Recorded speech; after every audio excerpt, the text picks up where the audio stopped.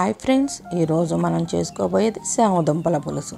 ఈ పులుసు ఎంత కమ్మగా ఉంటుందంటే పుల్ల పుల్లగా, కారం కారంగా, మధ్య మధ్యలో ముద్దకి పెట్టుకొని దుంపతో తింటూ ఉంటే సూపర్ అంటే సూపర్గా ఉంటుంది.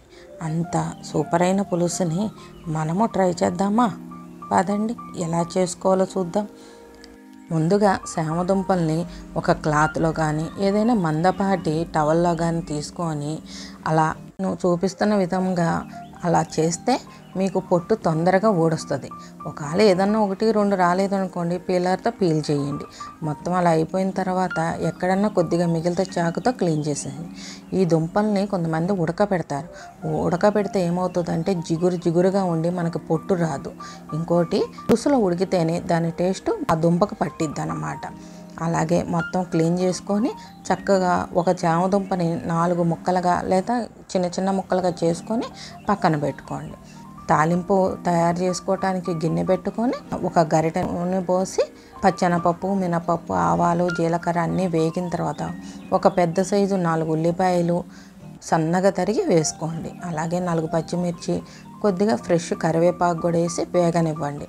కొంచెం వేగిన తర్వాత ఒక 1/2 స్పూను పసుపు, ఒక 1/2 స్పూను కారము, 1 స్పూను కళ్ళుప్పు, ఇది మీ టేస్ట్ని బట్టి మీరు వేసుకోండి. అది కొంచెం వేగిన తర్వాత ఇప్పుడు మనం ముందుగానే తయారు చేసుకున్న శామదుంపల ముక్కలు కూడా వేసి మొత్తం కలిసేటట్టు కలుపుకోండి.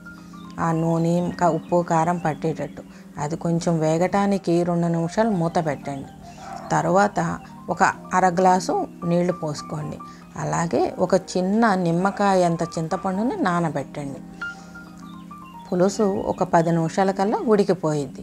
ఉడికిందా లేదా అని మనకు తెలియాలంటే ముక్కని పట్టుకొని చూస్తే మెత్తబడిపోయింది. అది మెత్తబడిన తర్వాతే మనం చింతపండు పులుసు వేసుకోవాలి. మీకు చూపించడానికి వీలుగా ఉంటుందని నేను గుజ్జుగా తీసుకొని ఒక టేబుల్ స్పూన్ వేసుకున్నాను. ఆ పులుసు కూడా మొత్తం కలుపుకున్న తర్వాత ఇప్పుడు తగినన్ని నీళ్లు పోసుకొని నేను ఇంకొకరు టేస్ట్ పెంచుకోవడం కోసం 1 టేబుల్ స్పూను నువ్వుల్ని దోరగా వేయించి పొడిగొట్టి వేశాను. అలాగే చింతపండు పులుసుని బ్యాలెన్స్ చేయటం కోసం కొద్దిగా బెల్లం కూడా వేశాను. అవన్నీ చక్కగా కలిసేటట్టు కలుపుకొని ఒక 5 నిమిషాలు మూత పెట్టండి. చక్కగా ఉడికిన తర్వాత ఇప్పుడు టేస్టింగ్ టైం. కొద్దిగా ఉప్పు తగ్గినట్టుంటే నేను మళ్ళీ కొద్దిగా ఉప్పు వేసుకున్నాను. చామదుంపల పులుసు కొద్దిగా పలుసుగా అనిపించింది. దానికోసమని 1 టీ స్పూను బియ్యపిండిని నీళ్ళల్లో కలిపి ఆ నీళ్లు కూడా పోసాను.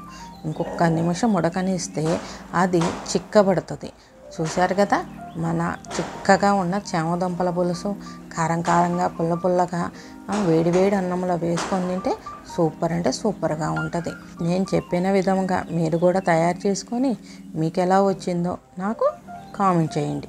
ఈ వీడియో కనుక మీకు నచ్చినట్టయితే లైక్ చేయండి, మీ ఫ్రెండ్స్ అండ్ ఫ్యామిలీకి షేర్ చేయండి. మరిన్ని వీడియోల కోసం మన ఛానల్ని సబ్స్క్రైబ్ చేయండి. భారతి హోమ్ చెఫ్ ఛానల్ని సపోర్ట్ చేయండి.